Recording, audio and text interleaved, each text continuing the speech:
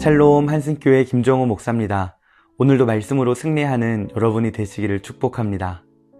대학 시절에 있었던 일입니다.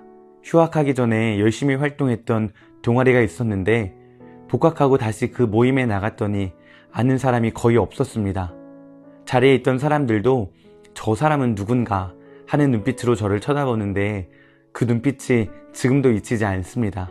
낯선 자리에서 이미 끼리끼리 친해진 사람들 사이에 끼는 것은 결코 쉽지 않습니다.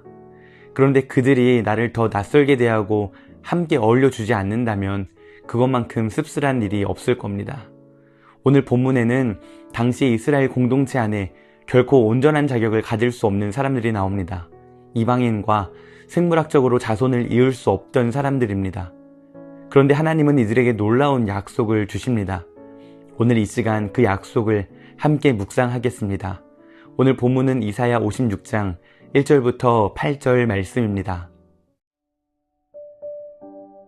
여호와께서 이와 같이 말씀하시기를 너희는 정의를 지키며 의를 행하라. 이는 나의 구원이 가까이 왔고 나의 공의가 나타날 것임이라 하셨도다. 안식일을 지켜 더럽히지 아니하며 그의 손을 금하여 모든 악을 행하지 아니하여야 하나니 이와 같이 하는 사람, 이와 같이 굳게 잡는 사람은 복이 있느니라. 여호와께 연합한 이방인은 말하기를 여호와께서 나를 그의 백성 중에서 반드시 갈라내시리라 하지 말며 고자도 말하기를 나는 마른 나무라 하지 말라. 여호와께서 이와 같이 말씀하시기를 나의 안식일을 지키며 내가 기뻐하는 일을 선택하며 나의 언약을 굳게 잡는 고자들에게는 내가 내 집에서 내 성 안에서 아들이나 딸보다 나은 기념물과 이름을 그들에게 주며 영원한 이름을 주어 끊어지지 아니하게 할 것이며 또 여호와와 연합하여 그를 섬기며 여호와의 이름을 사랑하며 그의 종이 되며 안식일을 지켜 더럽히지 아니하며 나의 언약을 굳게 지키는 이방인마다 내가 곧 그들을 나의 성산으로 인도하여 기도하는 내 집에서 그들을 기쁘게 할 것이며 그들의 번제와 희생을 나의 제단에서 기꺼이 받게 되리니 이는 내 집은 만민이 기도하는 집이라 일컬음이 될 것임이라. 이스라엘의 쫓겨난 자를 모으시는 주 여호와가 말하노니 내가 이미 모은 백성 외에 또 모아 그에게 속하게 하리라 하셨느니라.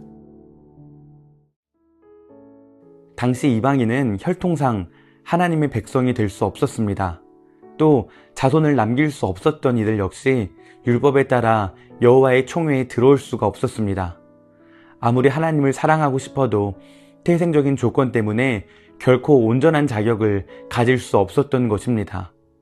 3절을 보면 그들 스스로도 자신들을 마른 나무라 하며 이곳에 어울릴 수 없는 존재라 여겼습니다. 하나님은 이들을 향해 약속을 하십니다.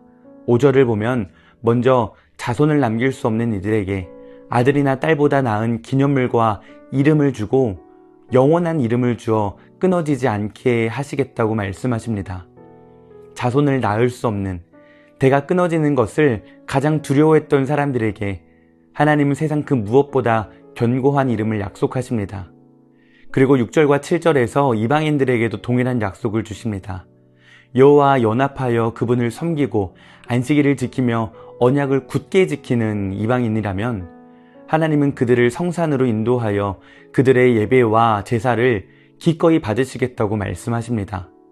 그리고 이렇게 선언하십니다. 내 집은 만민이 기도하는 집이라. 아멘. 하나님의 집은 특정한 혈통, 특정한 조건을 갖춘 사람들만을 위한 곳이 아니라는 것입니다. 하나님을 사랑하고 그분께 연합하기를 원하는 모든 사람을 향해 열려있는 집입니다. 예수님께서 성전에서 장사꾼들의 상을 둘러 엎으실 때 하신 말씀이 바로 이 구절입니다.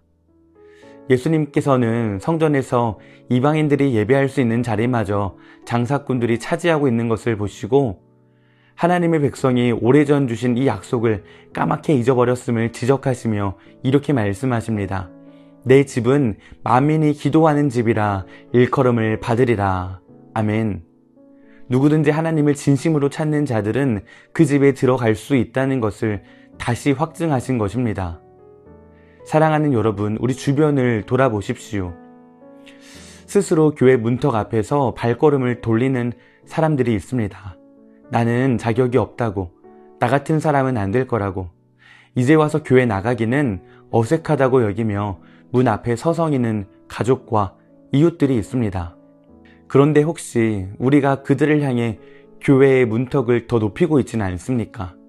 겉모습이 다르다고, 지나온 삶이 다르다고, 우리도 모르는 사이에 그들을 사랑의 대상이 아니라 판단의 대상으로 여기고 있지는 않았습니까? 우리가 먼저 그 문턱을 낮추어야 합니다. 하나님의 집은 조건을 갖춘 소수만을 위한 곳이 아니라 만민이 기도하는 집입니다. 누구도 갈라내지 않으시고 영원한 이름으로 품으시는 그 하나님의 마음을 우리도 품어야 합니다. 우리가 먼저 그 문턱을 낮추고 다가갈 때 그들도 만민을 위해 열린 그 기도의 집으로 들어올 수 있습니다. 이제는 하나님이 기다리고 계시는 그들에게 하나님의 손으로 먼저 다가가는 우리 모두가 되기를 소망합니다. 사랑의 하나님, 우리를 조건으로 가르치지 않으시고 만민을 향해 열려있는 집으로 불러주시니 감사합니다. 우리가 세워놓은 문턱이 있다면 낮추게 하시고 주님께서 품으시는 그 넓은 사랑으로 이웃을 품고 사랑하게 하여 주시옵소서. 예수님의 이름으로 기도드립니다. 아멘.